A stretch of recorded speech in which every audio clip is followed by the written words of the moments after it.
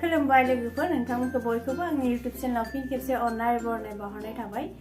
दा नोंथांमोननि गेजेराव आं दिनै आरोबाव मोनसे गोदान भिडिअ लानानै फैलायबाय बेनो जाबाय निमकिनि रेसिपि दा आं बे निमकिखौ माबोरै न'आवनो दुकाननिफ्राय गोरलैयैनो बानायनो हायो बेखौनो आं नोंथांमोननि गेजेराव शेयार खालामनो सानदों होमबा नोंथांमोना भिडिअखौ जोबजासिम नायलांगोन होनना आं आसा थाबाय थुदो होमबा भिडिअखौ जोबजासिम नायलांदो लोगोफोर नैया गिबियावनो निमकि बानायनो थाखाय मैदा लाबाय आङो खुरैसे मैदा गोजायो दा आं बे खुरैसे मैदानिनो निमकि बानायनानै खोन्थिगोन आं नोंथांमोनखौ होमबा नोंथांमोना भिडिअखौ नायलांजोबजासे आङो संख्रि एसे होनि संख्रिनि बानायगोन नालाय नै संख्रि होबाय आं निमकि बानायनो मैदायाव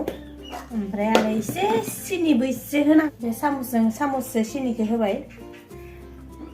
बेजों ओमफ्राय संख्रिबो होदों आरो नांजासे दानिया इखौ आं मिक्स खालामना लानि गोरान ओमफ्राय इयाव एसे रिफाइनबो होबावनोसै रिफाइन एसे होनि रिफाइनबो होबाय आं इयाव दानिया गोरान एसे आखाइजों मिक्स खालामना लानि रिफाइना जादोंना जायाखै नायनोसै होनाया रिफाइना होनाया जादों ओमफ्राय आं इयाव एसे आजवाइन होनोसै निमकिफोराव होबा माने मोजां मोदोमो आरोना लोगोफोरा आजवाइना नैया इफोरबायसा आजवाइन होननाया इखौ मस्ला दुकानावनो मोनो इखौ आं एसे नाग्लिना होनि इखौ जिखुनु निमकिफोरावनो होयो आरोना गिदिर निमकि ओमफ्राय फिसा निमकि ओमफ्राय बेलेग मैदानि बेलेग माबा मिठाइफोराव बिस्कुटफोरावबो होयो नैया इफोरबायसा एसे नाख्ल'नानै होबा बांसिन मोदोमसिनो आरो एसे होनोसै ओमफ्राय एसे कालो जिराबो होनि नैया इयो सिबिं बायसाया काला जिराखौ बारा होआ एसे खम होनोसै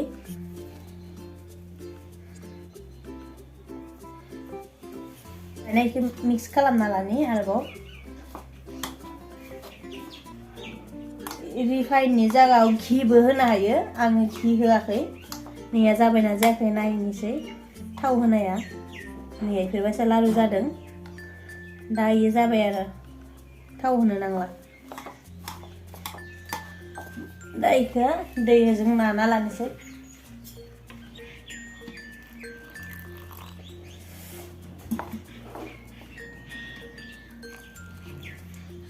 बारा गेफे खालामना लानाङा पेस्टखौ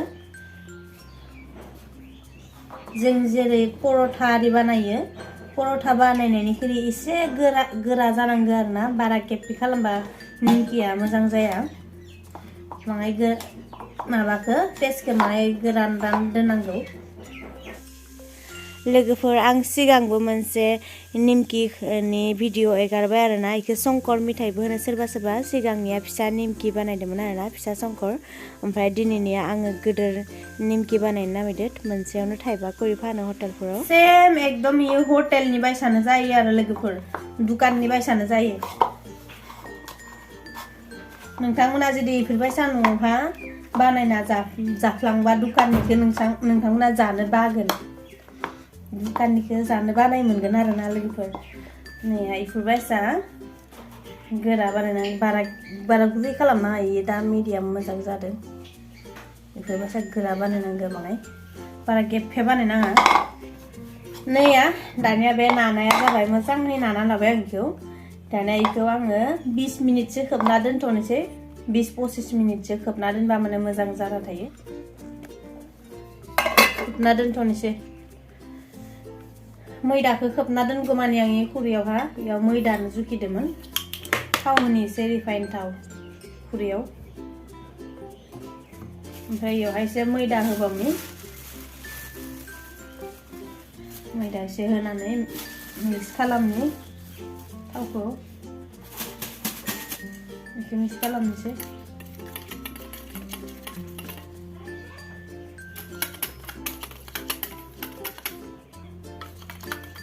बेखौ नांगोन दा निमकिखौ फुवारनायाव आरोना बानायनायावहा नांगोन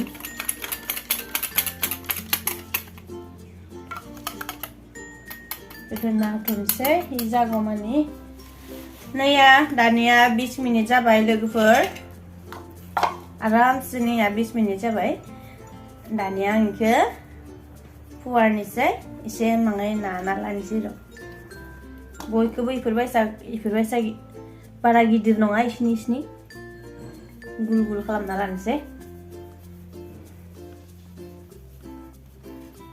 नैया नाना लानोसै आं दानिया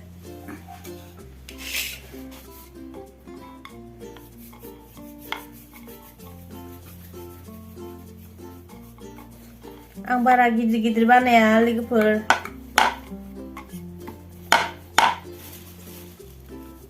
एसे मैदा होना लानि र'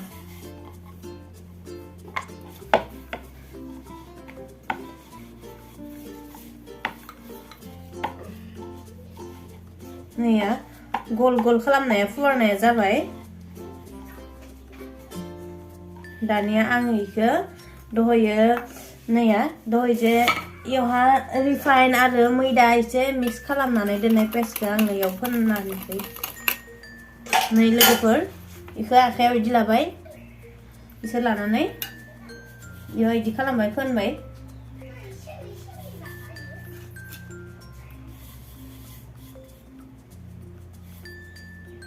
निमकी बानायबा इखो होथारनांगौ दानिया इदि जाब्बाय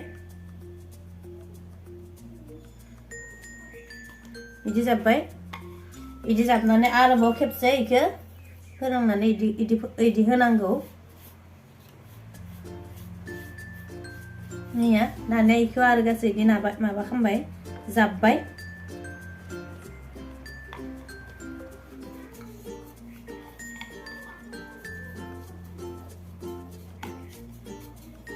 बेलनानै एसे सायाव एसे नाना होबाय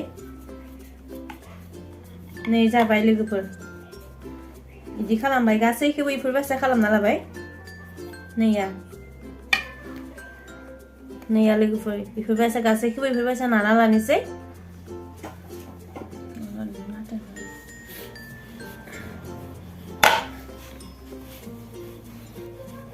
जाय जेसेबां गिदिर बानायो लोगोफोर बे निजेनि सायाव दा आङो बारा गिदिर बानायाखै आरो फिसा मिडियाम बानायदों इखो होबा मोजां जायो माने अरजाबना थायो आरोना सबथिबो फोननांगौ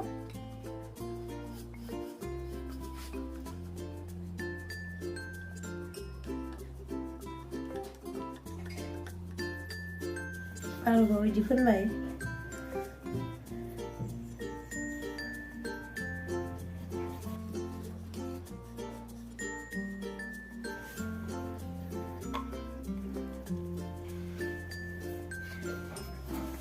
दानिया इनि सायाव आं एसे आरो नाना होनोसै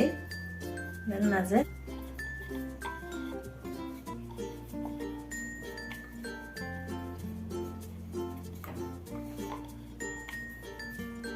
नै लोगोफोर जाबाय इबो दानिया इखौबो दोननोसै जाब जादों इयो थावजों एवबा माने एसे फुलिगोन माने नै लोगोफोर जाबाय गासैखौबो इफोरबायसा नाना लाजोब्बाय आं नैया बारा बुरजा बानायाखै दानिया आं इखो रिफाइनाव एवनोसै होमबा सारायखौ जानना होबाय आङो लोगोफोर सारायाबो दुंबाय दानिया नैया आङो रिफाइन होनोसै सारायाव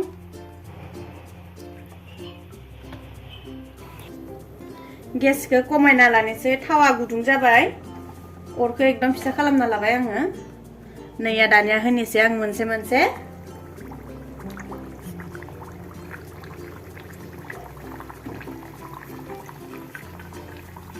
साराया फिसा नालाय बारा बुरजा होजाया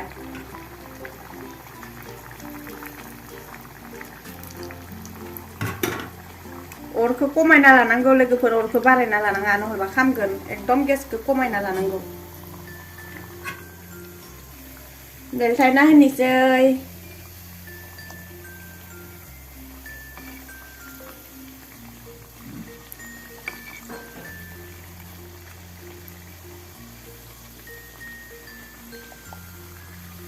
आरो मोनसे होना होनि र' इयावनो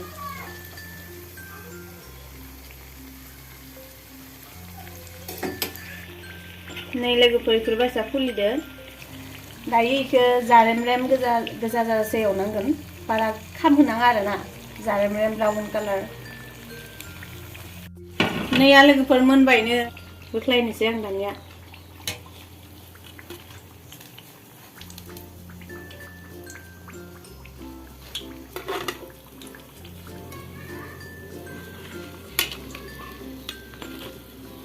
जाबाय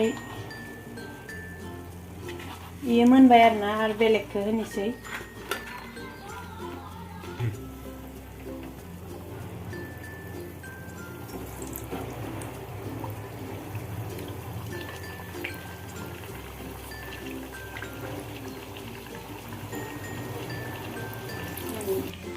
बेलथायना होनोसै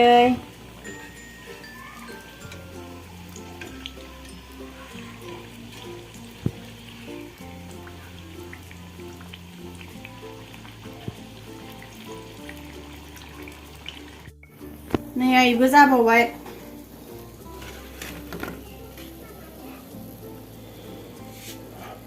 दा आरोबाव होबावनोसै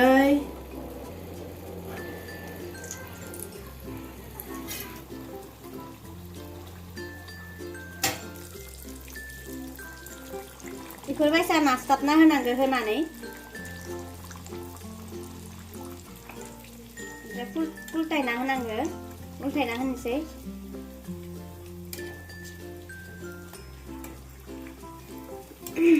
बिथिंबो आरो खेबसे बिदि नारना होनांगौ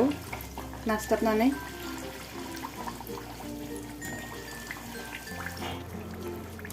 लोगोफोर 10-15 मिनिटसो लासै गेसावनो फोमोननांगौ नङाबा सिङावहा गुरि गुरि थागोन मोननाय नङा स्रेम स्रेम जानाय नङा बिदिनो 10-15 मिनिट गेसखौ खमायनानै लासै लासै मोननो होनांगौ एरबाय थानाङा थाब थाबनो लोगोफोर गासैबो जाजोब्बाय आं थिख्लायनोसै लोगोफोर गासैबो जाजोब्बाय नै आं बोख्लायबाय गुदुं गुदुं निमखि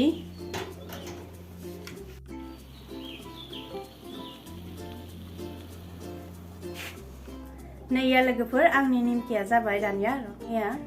निमकिया जा साफानो दुकाननि बायसानो जाखादों आरो सेम दुकाननि बायसानो जादों नैया स्रेम स्रेमनो नैया मोनसे सेफायना होफिननि आङो नैया जा मोजां जाखादों आं मोनसे सेफायना होनोसैबा नोंथांमोननि गेजेराव नैया पुरा दुकाननि बायसानो जादों पारफेक्ट नैया नायदों दानिया आंबो मोनसे जाना खोन्थानोसै नोंथांमोनखौ माबोरै जादों ना मोजां स्रेम स्रेम जादों लोगोफोर साजो इखौ दा बानायनानै सप्तासे सप्तानै गाहाम बयामाव सोना दोनजागोन आखौ बया जाया स्रेम स्रेम जाबाय थानो हागोन जितियानो साजों मोनसे मोनसे मार मोजां जादों लोगोफोर दानिया नोंथांमोना आंनि बे निमकिनि रेसिपिखौ माबोरै नुखो प्लिज आंखौ कमेन्टआव खोन्थाहर लोगोफोर आरो जायफोरा आंनि भिडिअखौ नायनानै मोजां मोनदों प्लिज आंनि भिडिअखौ लाइक खालामना हो आरो शेयार खालामना हो आरो जायफोरा गोदान नायदों आंनि चेनेलखौ प्लिज साबस्क्राइब खालामना हो होमबा दिनैनि भिडिअखौ आं एसेयावनो दोनथ'बाय लोगोफोर नेक्स्ट भिडिअ लोगो मोनसिगोन नोंथांमोनखौ बाय बाय